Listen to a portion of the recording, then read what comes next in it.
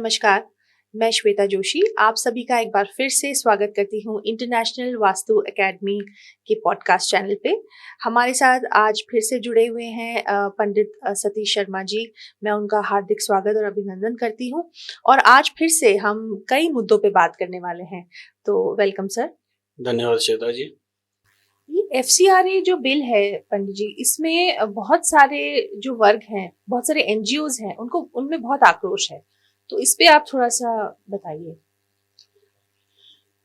ऐसा हुआ जब नरेंद्र मोदी जी की सरकार आई, उससे पहले भारतीय जनता पार्टी का एक अध्ययन था कि जितने भी विदेशी मदद कुछ वर्गों को भारत में जो आती है वो एनजीओ के माध्यम से आती है, तो इन्होंने आते ही हजारों एनजीओ को बंद कर दिया।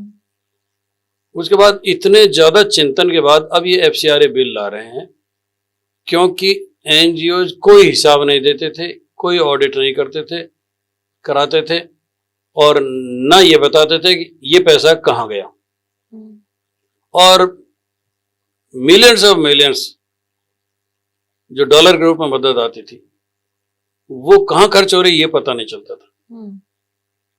तो वर्तमान सरकार के जो लोग शुरू में समझ रहे थे कि इन पर अंकुश लाना जरूरी है, भारत में विदेशी हस्तक्षेप न रहे, इस दृष्टिकोण से फॉरेन कंट्रीब्यूशन रेगुलेशन एक्ट को सरकार पेश कर रही है।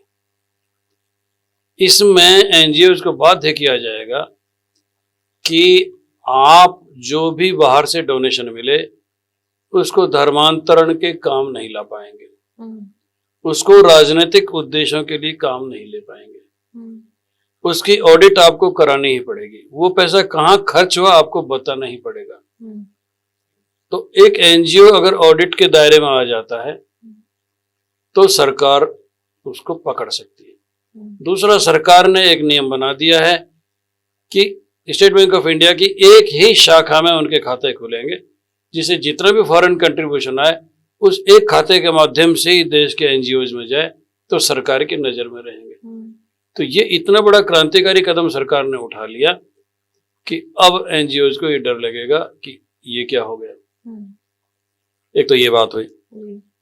तीसरा, एक महत्वपूर्ण ये है कि चाहे कितनी ही बड़ी संस्था हो डोनेशन देने वाली, उसका एनजीओ का पदाधिकारी कोई भी विदेशी नागरिक नहीं हो सकेगा, न तो अध्यक्ष हो सकेगा न मैनेजमेंट कमेटी में होगा। इसका मतलब डिसीजन लेने वाले लोकल लोग होंगे और उनकी नहीं चलेगी, तो उनमें भी मतभेद होना संभावना है। इन सबसे भी बड़ा जो अमित शाह जी ने जिसको डिक्लेयर किया, संसद में भी कहा, बहुत बड़ा कदम है कि अगर कोई एनजीओ गलत काम करता पाया गया तो उसकी सारी संपत्तियां जब्त कर ली जाएंगी। ये होते ही हल्ला मच गया और हद तो तब हो गई जब बहुत सारे पादरियों ने मिलके जो चर्चों से निकले थे और एक आंदोलन का सा स्वरूप लेने की चेष्टा की। आपने अभी चर्च का नाम लिया, तो क्या चर्च का इससे कोई सीधा संबंध है? भारतीय चर्च तो आज्ञापालक हैं, उनको मदद करने वाले तो बाहर के चर्च हैं। तो क्या बाहर मतलब विदेशी चर्च हैं जो मददगार हैं जी। आप जानना चाहते हैं चर्च क्या क्या करते हैं दुनिया में? बिल्कुल बिल्कुल। 3 कैटेगरीज है मोटे तौर से। रोमन कैथोलिक चर्च जिसका हेडक्वार्टर रोम जी। रोम इटली की राजधानी है, स्वतंत्र देश का दर्जा है और स्वतंत्र उसके राजदूत हैं। पोप को एक राष्ट्राध्यक्ष का दर्जा प्राप्त है। बिल्कुल। 1.4 अरब कैथोलिक्स हैं दुनिया में। और जब अंग्रेजी शासन था भारत में, उन्होंने मुफ्त में जागीरें बांटी चर्चेज को। चर्च आज भारत में तीसरे नंबर का सबसे बड़ा लैंड होल्डर है। जैसे वक्फ पर आरोप है, ऐसे चर्च पर आरोप है। सबसे ज्यादा जमीन है चर्च के पास। इन्होंने अवैध कब्जे किए वक्फ में और चर्च के माध्यम से ईसाई संस्थाओं के माध्यम से धर्मांतरण, लालच देकर और डर। पहले तो डर है, जब ये चर्च अमेरिका पहुंचे तो जो नेटिव्स थे वहां के, उनके भयानक नरसंहार सभी देशों में ऐसे ही किया गया जैसे कि यहाँ जिहादी लोग करते हैं। फिर एक प्रोटेस्टेंट चर्च का उदय हुआ अमेरिका में। जो बहुमत है आज की तारीख में प्रोटेस्टेंट चर्च का है, सुधारवादी। आपको जानकर आश्चर्य होगा कि अमेरिका के राष्ट्रपति में से 5-7 राष्ट्रपति ऐसे बने हैं जो प्रोटेस्टेंट्स ही हो सकते हैं। उनमें बैप्टिस्ट हैं, मेथोडोलॉजिस्ट हैं और तरह तरह की कैटेगरी इनमें है। ये लोग अमेरिका में भी 2 शाखाएं बन गई कि प्रोटेस्टेंट्स तो राइटिस्ट हैं, दक्षिणपंथी। जो राष्ट्रवादी सरकारें होती है वो दक्षिणपंथी कहलाती हैं। इस समय इटली में भी, भारत में भी, अमेरिका में भी राष्ट्रवादी सरकारें जो राष्ट्र प्रथम का नारा लगा के और सत्ता में आई। और दूसरी जो पार्टी है, दूसरी जो चर्चेज हैं, वो डेमोक्रेटिक पार्टी जो अमेरिका में है, जो पिछला सेशन डेमोक्रेट्स का था, उसका समर्थन करते हैं। उसमें भी बहुत बड़े बड़े बिजनेसमैन हैं। पर जब किसी देश में धर्मांतरण की या चर्च के हितों की रक्षा की बात आती है या ईसाई धर्म के विस्तार की बात आती है, ये सारे एक हो जाते हैं। तो इनकी भूमिका को समझना बहुत ज्यादा जरूरी है। एक चर्च और है जो ऑर्थोडॉक्स चर्च कहलाता है। रूस में, ग्रीस में, इन देशों में, पूर्वी देशों में वो लोग संरक्षणवादी हैं, ऑर्थोडॉक्स हैं, परंपरावादी हैं, पुरातनपंथी हैं, नैतिकता में विश्वास करते हैं, ज्यादा उठापटक में विश्वास नहीं करते। और करते तो होंगे ही, पर इतना नहीं करते जितना कैथोलिक चर्च ने और प्रोटेस्टेंट चर्च ने किया। तो भारत में इनका विस्तार असीमित है और सारे घुसे हुए हैं और भारत की जनता पर प्रभाव डाल रहे हैं। पंडित जी, मैं ये पूछना चाह रही थी कि अपने भारत की जो परंपरा है, जो इतिहास है, इतना ज्यादा मतलब कहते हैं ना रिच है, लेकिन हमारे भारत में कन्वर्जन्स क्यों हो रहे हैं? अगर क्यों लोग इस तरह की कहते हैं ना कदम उठा रहे हैं, इसके पीछे क्या कारण है? आप एक बात देखेंगे कि वो जिहादी हैं तो हिंदुस्तान में, खाते यहाँ का है, भोगते यहाँ है, पर उनकी आस्था का केंद्र कहीं और है, बाहर है ना। वो मक्का मदीना की बात करते हुए मिलेंगे, वो जन्नत की बात करते मिलेंगे, वो हूरों की बात करते मिलेंगे, और उसके नाम पर उनको भड़काया जा सकता है और कुछ भी किया जा सकता है। चर्च में भी ये ईसाई कन्वर्ट हो जाते हैं तो उनकी आस्था के केंद्र बदलते हैं। इस देश की आस्था के अलावा उनकी आस्था किसी और जगह में भी। इन चर्चों के जो विश्वव्यापी जो केंद्र हैं, इंटरनेशनल सेंटर्स, वहां भी आस्था है क्योंकि वहां से उनका जुड़ाव रहता है। मान लो हिंदुस्तान में एक लड़के ने किसी लड़की से शादी की या करने की इच्छा की, तो उसको चर्च मैरिज करनी पड़ेगी। चर्च मैरिज अगर होगी तो पोप की मंजूरी जरूरी है। अगर पोप की मंजूरी जरूरी है तो बैप्टिज्मा भी होगा, बपतिस्मा, जिसमें उसके बच्चे क्रिश्चियन ही हो सकते हैं। ऐसा क्यों होगा? गरीबी। भारत के वनवासी क्षेत्रों में, रूरल एरियाज में, जहां आधुनिक साधन नहीं पहुंचे और जीवन स्तर बहुत नीचे है, थोड़ा सा लालच भी काम करता है। इसका फायदा उठा के जो चर्च काम कर रहे हैं भारत में, वो सीमावर्ती क्षेत्रों में कर रहे हैं जी। पंजाब है, केरल है, तमिलनाडु है, मिजोरम है, मणिपुर है, इधर करते हैं। फिर इनमें एक चर्च का एक कैटेगरी वो भी है जो नॉन वाइट और वामपंथी झुकाव के हैं, लेफ्टिस्ट हैं, जैसे AME। हमारा जो नॉर्थ ईस्ट है ना, म्यांमार से लगता हुआ, मिजोरम से लगता हुआ, मणिपुर से लगता हुआ, वहां AME है, जहां कम्युनिस्ट प्रभाव भी है।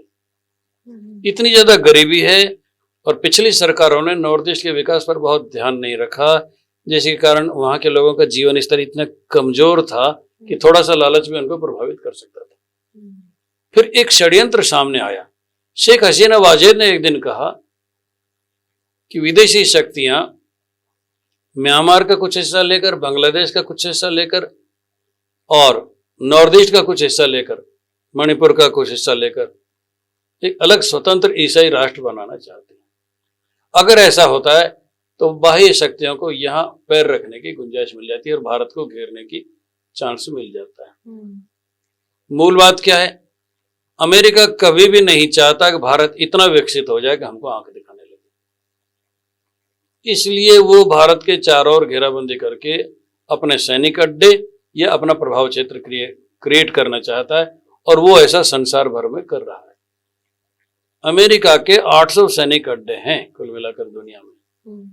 कुछ अड्डों का तो नाम ही अभी आया जब ईरान ने उन पर मिसाइलें छोड़ी। भारत ने भी जब सिंदूर आक्रमण किया तो नूर खान बेस पर जब आक्रमण किया तो सारी संसार को पता चला कि अमेरिकन न्यूक्लियर मिसाइल्स, न्यूक्लियर सामग्री के अड्डे हैं वो, इसलिए अमेरिका को इतना तिल मिलाया कि भारत को ये पता लग गया। तो अब सारी दुनिया लग गई इनके अड्डों को खोजने के लिए और वहां क्या क्या है। तो इसलिए गरीबी का लाभ उठाकर, उनको आर्थिक मदद देकर, उनका धर्म परिवर्तन करके और भारत में जो ये भावना है कि साहब ये दलित हैं, ये शूद्र हैं और इनको समानता का अधिकार नहीं है, और उनको ये कह के कि तुम हम सबके बराबर हो जाओगे, तुम लोग दलित नहीं रहोगे, तुम लोग नीच नहीं रहोगे, तुम लोग शूद्र नहीं रहोगे और तुम अंग्रेजों के बराबर आके बैठ जाओगे, ऐसा भ्रम पैदा किया गया। हकीकत एक भारत में जो भी हिंदू मुसलमान में कन्वर्ट हुआ उसको बड़े मुसलमानों ने अपने पास ही नहीं बैठने दिया, शादी ब्याह नहीं किए और उनको अपना मानने से इनकार कर दिया और उनके तरह तरह जैसे मुजाहिर नाम रख दिया। और इसी तरह से ईसाइयों में भी कि जो कन्वर्ट हुए उनको बराबरी का दर्जा कभी भी नहीं मिला, पर आर्थिक सहायता मिलती गई। और कन्वर्जन में सबसे बड़ी भूमिका जिहाद की है, लव जिहाद की और आर्थिक मदद की। जयचंद तब भी थे, जयचंद अब भी है।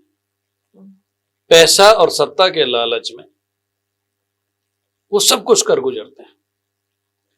अब मान लो किसी राज परिवार को या किसी सत्ताधीश को ये लगे कि अब तुमको जिंदगी भर सत्ता नहीं मिलेगी और तुम हमेशा जो राज करते रहे हो आज जमीन पर आ गए हो, तो वो उसको पाने के लिए कुछ भी कर गुजरेंगे। तो बाहर की शक्तियों को भी जयचंद भारत में मिले ही हैं, पैसा पाए रहे, सत्ता के और धन के लालच में। अब ये बीमारी कुछ बड़े वर्गों में भी आ गई है। तो गरीबी के कन्वर्जन अलग है। और क्या आप आश्चर्य करेंगे कि किसी समय भारत में मंत्री या प्रमुख पद पाने की एक ही शर्त होती थी कि नाम हिंदू बनाए रखो पर क्रिश्चियन हो जाओ। डॉक्यूमेंट्री एविडेंस है जिसकी। वो कहलाता तो रेड्डी है पर वो है क्रिश्चियन। पता किस दिन चला? जिस दिन उसका दाह संस्कार हुआ। ऐसे हजारों केस हुए भारत। दुर्भाग्य, परंतु ऐसा होता रहा है। तो ये सब कन्वर्जन के बारे में। जी बिल्कुल।